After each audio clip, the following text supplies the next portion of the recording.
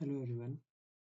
So in our today's class, we are going to understand that how can we determine the normality of a given HCl solution through two ways, that is potentiometrically, and then we will understand that how we can calculate the normality conductometrically. So basically in experiments में होता क्या है, हमारा basic formula जो होता है, जो normality का फॉर्मूला होता है, that is N1V1 equal to N2V2, वो फॉर्मूला जो है वो इन एक्सपेरिमेंट्स के अंदर भी अप्लाई हो रहा होता है। इसके अंदर हमारे पास एक जो है हम HCl कंसिडर करते हैं और एक जो है हम लोग NaOH को कंसिडर करते हैं, या फिर मैं बोलूँ तो एक हम लोग एसिड को कंसिडर करते हैं और एक जो है हम लोग बेस को कंसिडर करते हैं। N1 ऑफ एसिड जो होता है वो हमको डिटरमाइन करना होता है, क्योंकि वही हमारा मेन एम होता है एक्सपेरिमेंट का। जो V1 होता है एसिड का, वो या तो एक्सपेरिमेंट्स में 30 ml हो सकता है या फिर 40 ml हो सकता है। जो हमारे पास N2 है वो होता है हमारा बेस का, और वो हमको गिवन होता है। परफॉर्म करने से पहले हमें पता होना चाहिए, अगर वो 0.1 नॉर्मल है तो हमें पता हो। ये बेस जनरली NaOH हो सकता है। एंड उसके बाद में अगर हम बात करें V2 ऑफ बेस, तो V2 ऑफ बेस जो है वो हमें पता करना है। And this is the main M कि हम लोग यहाँ पर एक ग्राफ के थ्रू पता करेंगे कि हमारा कितना जो है NaOH, कितना NaOH यूज हुआ है to neutralise this much amount of acid. और जब हमें ये पता पड़ जाएगा तो हम इसकी इसकी और इसकी वैल्यू को पुट करने के बाद में इसकी वैल्यू को फाइंड आउट कर लेंगे। तो अभी हमारा एम ये होगा एक्सपेरिमेंट के अंदर कि हम लोग पोटेंशियोमेट्रिकली V2 को फाइंड करें, और V2 को फिर हम लोग फॉर्मूला में पुट करने के बाद और N1 को फाइंड कर सकते हैं। तो सबसे पहले हमें बात करनी होगी कि what is the meaning of potentiometer. Potentiometer और the EMF meter is an instrument which is used to measure the EMF or the electromotive force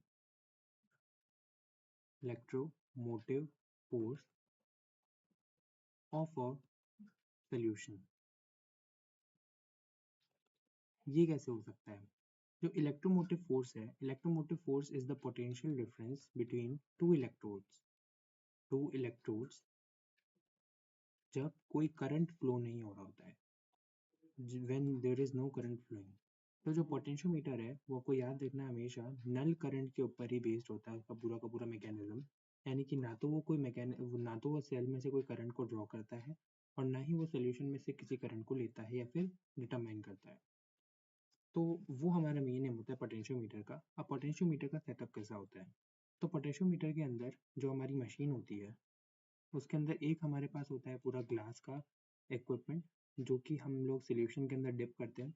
suppose अगर हम लोग एक कंटेनर ले रहे हैं, छोटा सा बीकर ले रहे हैं, तो इस बीकर के अंदर हम लोग सबसे पहले तो HCl को फिल करते हैं। सपोज इसके अंदर हमने HCl को फिल करके रखा हुआ है, और ये सपोज हमने 30 ml ऑफ HCl को फिल करा है। तो इस 30 ml HCl के अंदर हम लोग एक ग्लास की रॉड को डिप करते हैं। सपोज ये हमारी वो ग्लास की रॉड है जिसको हम डिप कर रहे हैं। अब ये जो ग्लास की रॉड है, this is very very important, क्योंकि ये जो है this is nothing but your electrode, and one with in the other electrode है। इसके अंदर दो इलेक्ट्रोड्स में प्रेजेंट है इसी रॉड के अंदर। तो बेसिकली क्या हो रहा होता है, आपके पास जो है पोटेंशियोमीटर के अंदर दो इलेक्ट्रोड्स होते हैं। एक होता है आपका ग्लास इलेक्ट्रोड, और एक आपका होता है रेफरेंस इलेक्ट्रोड। अगर मैं सिंप्लिसिटी के लिए बताऊं ग्लास इलेक्ट्रोड और रेफरेंस इलेक्ट्रोड और इनके बीच में क्या डिफरेंस होता है, तो एकदम सिंप्लिसिटी के लिए, this is not a real diagram, this is just for the explanation. अगर हम बात करें ग्लास इलेक्ट्रोड की और sorry glass electrode and reference electrode की, तो सपोज ये रेड वाला हमारा रेफरेंस इलेक्ट्रोड है, एंड ये बाहर जो ब्लू वाला है this is your glass electrode, one with in the other. जो रेफरेंस इलेक्ट्रोड होता है, ये जनरली हम लोग जो यूज कर रहे होते हैं, this is the saturated calomel electrode. Calomel is nothing but AgAgCl electrode. इसका मेन फंक्शन क्या होता है, ये हमेशा जो है एक कांस्टेंट एंड रिप्रोड्यूसिबल पोटेंशियल को प्रोड्यूस कर रहा होता है। अब हम बात करते हैं ग्लास इलेक्ट्रोड की। तो ये जो ग्लास इलेक्ट्रोड है, it is nothing but it is a membrane, जो कि डोप्ड ग्लास की बनी होती है।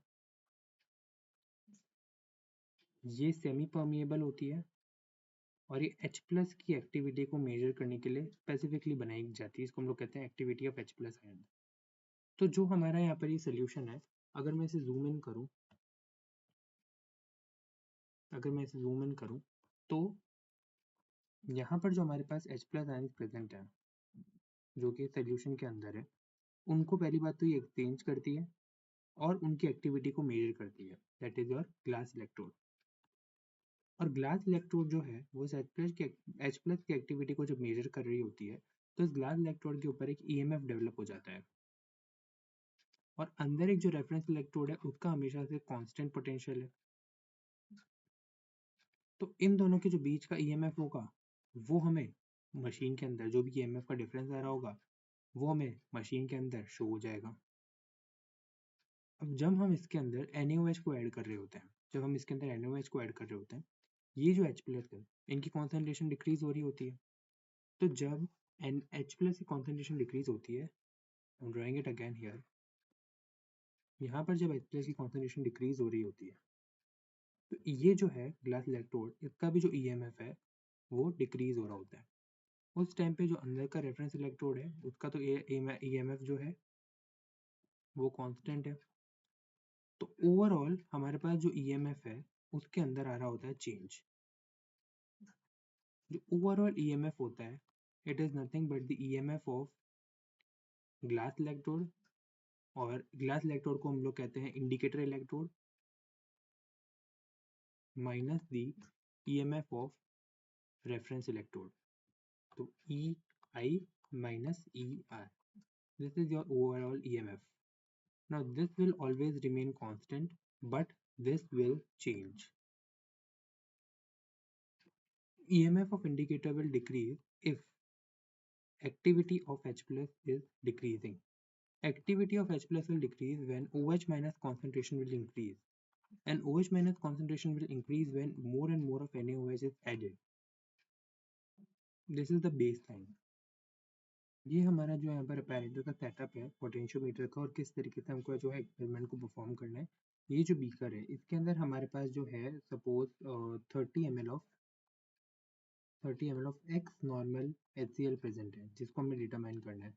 इसके अंदर हमारे पास suppose 0.1 normal of NaOH present है और हम इसमें से जो है ड्रॉप वाइज इसके अंदर डालेंगे।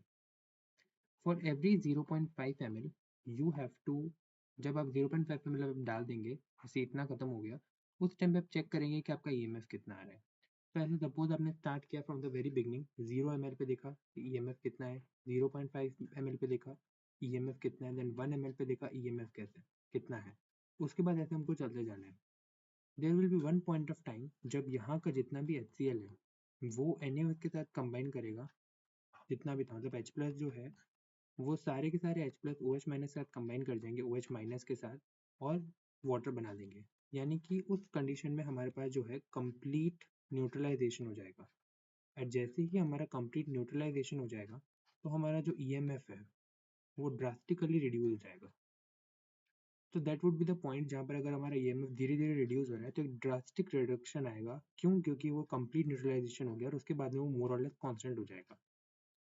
तो इस कंडीशन को जो हम लोग कहते हैं, जब ये ऐसे आया है तो इस टाइम पे हम लोग कहेंगे कि न्यूट्रलाइजेशन इज टेकिंग प्लेस। अब उस न्यूट्रलाइजेशन के थ्रू हम लोग वॉल्यूम के एक्सेस पे बता सकते हैं कि इक्विवेलेंट मतलब किस जगह पर जो है आपका कितना वॉल्यूम आया है या फिर कितना वॉल्यूम ऑफ NaOH यहाँ पर आपका यूज हो। तो हम लोग देखते हैं हम लोग इस टेबल में क्या क्या बनाते हैं। सबसे पहले तो हम लोग लेते हैं वॉल्यूम ऑफ NaOH यूज।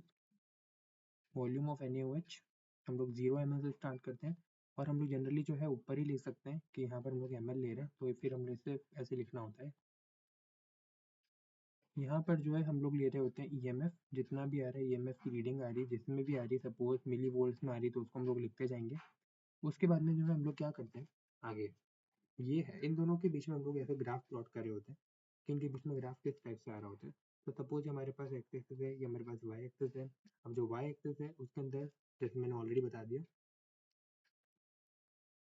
इसको थोड़ा सा ऐसे कर लेते हैं, ठीक है। अब जो हमारे पास वाई एक्सिस है इसके अंदर हम लोग वॉल्यूम ऑफ NaOH जो भी यूज हुआ है उसको लिखेंगे, और यहाँ पर जो हम लोग EMF को लिख रहे हैं, EMF की 0 वैल्यू है, ऊपर जाएंगे तो EMF पॉजिटिव है, नीचे जाएंगे तो EMF नेगेटिव है। स्टार्टिंग में ईएमएफ पॉजिटिव होगा, लेकिन धीरे धीरे जो है विद द टाइम वो डिक्रीज होगा और फिर वो नेगेटिव में चला जाएगा। इस पॉइंट पे हम लोग यहाँ से लेकर के यहाँ तक में एक बार के लिए अप्रोक्सीमेट जो भी है, अप्रोक्सीमेट बिल्कुल अप्रोक्सीमेट, रियल नहीं है ये, अप्रोक्स वॉल्यूम ऑफ NaOH जितना भी यूज हुआ है उसका आइडिया ले सकते हैं। फिर उसके बाद हम लोग क्या करते हैं, हम लोग जनरली इस ग्राफ को यूज करके इसका फर्स्ट डेरिवेटिव बनाते हैं। आज के फर्स्ट डेरिवेटिव से हम लोग क्या कर रहे होते हैं, हम लोग फर्स्ट डेरिवेटिव से इसके एग्जैक्ट इक्विवेलेंस पॉइंट निकाल लेते हैं, और जब हमें एग्जैक्ट इक्विवेलेंस पॉइंट निकल जाता है तो उस टाइम पे we can say that is the amount of NaOH which has been used. तो वो कैसे निकालेंगे, हम लोगों ने ईएमएफ निकाल लिया, उसके बाद में हम लोग जो अगली चीज करते हैं दैट इज डेल्टा ई निकाल देते हैं। ब्लू कलर है फॉर द फर्स्ट डेरिवेटिव जो हम लोग निकालेंगे, डेल्टा वी निकाल देंगे, E is nothing but E2 minus E1 and V is nothing but V2 minus V1। उसके बाद में हम लोग निकालते हैं delta E by delta V, and उसके बाद में हम निकालते हैं V average. V average is V1 plus V2 upon 2। अब हम लोग इनके बीच में भी एक ग्राफ को प्लॉट करते हैं, तो how are we plotting that, basically हम लोग क्या करते हैं, we are again going to take, तो हमारे पास कुछ जो फर्स्ट डेरिवेटिव है उसका कुछ ऐसा ग्राफ बन के आएगा। उसके अंदर हम लोग क्या करें, बिकॉज हम लोग डेरिवेटिव निकाल रहे हैं तो डेरिवेटिव के अंदर जो है वो ग्राफ बिल्कुल चेंज हो जाएगा, उसकी पोजीशन और उसका ओरिएंटेशन बिल्कुल चेंज हो जाएगा, और ये जो फर्स्ट डेरिवेटिव है this will be coming in first quadrant only, जो कि ऊपर वाला जो है वो फर्स्ट क्वाड्रेंट और फोर्थ क्वाड्रेंट के अंदर आ रहा था, लेकिन ये वाला पूरा का पूरा जो है सिर्फ फोर्थ क्वाड्रेंट के अंदर आ रहा होगा। अब इस फर्स्ट डेरिवेटिव के अंदर हमारे पास एक एग्जैक्ट पीक आएगी, this is what we call as peak. अगर उस पीक को हम लोग एक्सट्रापोलेट करें और वी एवरेज की तरफ ले जाए तो we will get the exact volume of NaOH in ml used in ml used। तो ये चीज़ अगर हम करेंगे तो हमें पता पड़ जाएगा कि हमारे पास एग्जैक्ट वॉल्यूम ऑफ NaOH कितना है। तो let that exact volume of NaOH, जैसे अगर हम लोग हमारे को एक्सपेरिमेंट्स को देखें उसके अंदर ये देखें कि एग्जैक्ट वॉल्यूम ऑफ NaOH जो है वो कितना मतलब हमारे पास फाइंड होकर आया है। तो सपोज हम लोग मान लेते हैं कि एग्जैक्ट वॉल्यूम 33.75 ml यूज हुआ है, या फिर 33.75 ml जो है वो हमें ग्राफ से पता पड़ा है कितना यूज हुआ है। तो अब हमें इस एग्जैक्ट वॉल्यूम ऑफ NaOH का क्या करना है, हमें सिंपल से फॉर्मूला में लगाना है N1E1 इक्वल टू N2V2। ये जो है हमारे पास HCl के लिए या फिर कोई एसिड के लिए, और ये वाला जो है हमारे पास NaOH के लिए। अब जो हमारे पास N1 होगा दैट इज नथिंग बट हमको फाइंड करना है G1 जो है दैट इज 30 ml। N2 जो है N2 हमारा क्या होगा 0.1 जो हमें दे रखा होगा ऑलरेडी कि कितना नॉर्मल NaOH है, एंड V2 जो है हमारा सपोज 33.75 आ रहा है। तो इससे हम लोग ये एक्स निकाल सकते हैं, बहुत इजीली निकाल सकते हैं, 0.1 मल्टीप्लाई बाय 33.75 अपॉन 30। इसके थ्रू हमारे पास जितना भी है वो नॉर्मल HCl हमारे पास प्रेजेंट है। लेकिन हमेशा से इम्पोर्टेंट बात ये है कि हमें इसके दो सेट रिपीट करने होते हैं, सेट ए रिपीट करना होता है और सेट बी। सेट बी के अंदर भी हम लोग बेसिक ग्राफ, सेट ए के अंदर भी बेसिक ग्राफ बनाते हैं और फर्स्ट डेरिवेटिव बनाते हैं, सेट बी के अंदर भी हम लोग बेसिक ग्राफ बनाते हैं फर्स्ट डेरिवेटिव बनाते हैं। उसके बाद में जो फर्स्ट डेरिवेटिव के हमारे पास फाइनल जो एक्स आता है उसका हम लोग एवरेज लेके फिर निकालते हैं या फिर मीन लेके निकालते हैं कि जो एक्चुअल वैल्यू है, ताकि हमारी एक्यूरेसी बढ़ जाए। तो एक्चुअल वैल्यू कितनी है, कितना नॉर्मल है HCl हमने बनाया है या फिर हमारे पास मिला था हमें।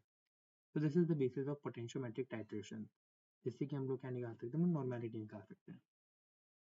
स्टेप पे आते हैं या फिर सेकंड टाइप के प्रोसेस पे आते हैं, इसको हम लोग कह रहे हैं कंडक्टोमेट्रिकली कैसे हम लोग नॉर्मेलिटी ऑफ HCl सोल्यूशन निकाल सकते हैं। तो बात तो बड़ी सिंपल है, फिर से अगर हम लोग N1V1 इक्वल टू N2V2 लें, और अगर हम इसको एक एसिड मान लें, भले ही स्ट्रॉन्ग एसिड या फिर वीक एसिड, और इसको अगर हम एक बेस मान लें, जनरली हम लोग जो बेस है वो हमेशा NaOH को ही लेते हैं, इसको हम लोग NaOH लिख सकते हैं, लेकिन यहाँ पर इट कैन बी HCl और it can be acidic acid also. जो N1 है हमारा वो तो हमें नहीं पता है, लेकिन जो V1 है that is suppose 30 ml। N2 इस बार अगर हम लोग 1 नॉर्मल लेके चले, V2 हम लोगों को फाइंड करना ही है, तो हमें यहाँ पर जो है दो वेरिएबल्स फाइंड करने होते हैं। पहले हम लोग इस वेरिएबल को फाइंड करने की कोशिश करेंगे। अब कंडक्टोमेट्रिकली कैसे हो रहा था, कंडक्टोमेट्रिकली जो है इट बेसिकली मीन्स कि हम लोग जो है कंडक्टेंस को जो है वो कैलकुलेट करने की कोशिश करते हैं। कंडक्टेंस इज जी। जी क्या होता है, the ease through which the electric current is flowing through the solution, so it is 1 upon r, that is 1 upon resistance or the inverse of resistance, so it is what we call as mho, it can be referred to as ohm inverse or it can be also referred to as Simon। तो हमें conductance को इस बार calculate करना है, तो हम लोग क्या करते हैं, जो हमारा डिवाइस यहाँ पर दिख रहा है it is actually a multi parameter, it is a multi parameter equipment. Multi parameter equipment का मतलब ये है कि ये जो है इसके अंदर हम लोग ईएमएफ भी कैलकुलेट कर पा रहे हैं, इसके अंदर जो हम लोग कंडक्टेंस को भी कैलकुलेट कर पा रहे हैं, इवन इसके अंदर हम लोग पीएच को भी कैलकुलेट कर सकते हैं एंड बाकी चीज़ें भी। तो this is the kind of a modern equipment. तो इसमें हम लोग क्या करेंगे, हमारी सेटिंग्स को चेंज करेंगे और उसके बाद यहाँ पर जो है हम लोग इसको कंडक्टेंस पे सेट कर देंगे एंड कंडक्टेंस जो है जनरली मिली साइमेंस में ही देगा। तो मिली साइमेंस के अंदर जो कंडक्टेंस आने वाला है उसको हम लोग मेजर करते जाएंगे विद द टाइम। तो वही वाला सिमिलर सेटअप है यहाँ पर हमारे पास जो है, this is nothing but your one normal NaOH। This is your 30 ml of x normal HCl। इसका हमको निकालना है कि कितना Y वॉल्यूम यूज हुआ है और हम लोग ड्रॉप वाइज को डालना स्टार्ट करेंगे। यहाँ पर एक इंपॉर्टेंट कॉन्सेप्ट आता है ड्रॉप का। अब ड्रॉप क्या है, तो हम लोग क्या करते हैं कंडक्टोमेट्रिक टाइट्रेशंस में ड्रॉप्स के हिसाब से कैलकुलेशन करते हैं। यानी कि हम लोग 0 ड्रॉप से स्टार्ट करेंगे और उसके बाद में हम लोग 5 ड्रॉप्स पे लेंगे, उसके बाद में हम लोग क्या करेंगे 10 ड्रॉप्स पे लेंगे, उसके बाद में हम लोग 15 ड्रॉप्स पे ले रहे होंगे। इन दैट कंडीशन हम लोग इस टाइप से जो है कैलकुलेट करेंगे कि 0 ड्रॉप से सपोज कंडक्टेंस जो भी आ रहा है 5 ड्रॉप्स पे, 10 ड्रॉप्स पे, 15 ड्रॉप्स पे, मतलब तो हमें हर 5 ड्रॉप्स पे जो है कंडक्टेंस को मेजर करना है और हमें ये भी देखना है कि किसके अंदर अप्रोक्सीमेटली जो है 1 ml कवर हो गया। सपोज हमारा 15 ड्रॉप्स के अंदर अप्रॉक्स 1 ml कवर हो गया, तो यानी कि जो हमारा डाइल्यूशन या फिर अगर हम बोले तो जो हमारा फैक्टर है लास्ट में फॉर्मूला के अंदर वो 1/15 से मल्टीप्लाई हो जाएगा, क्योंकि हमारी 15 ड्रॉप जो है वो 1 ml बना रही है और हम लोग कैलकुलेशन में अगर 15 ड्रॉप को यूज़ कर रहे हैं इसका मतलब है कि जो वॉल्यूम जो भी आएगी उसको हमको 1/15 से मल्टीप्लाई करना पड़ेगा, तो दैट हमारे पास वॉल्यूम जो एक्यूरेटली मिलीलीटर के अंदर आए।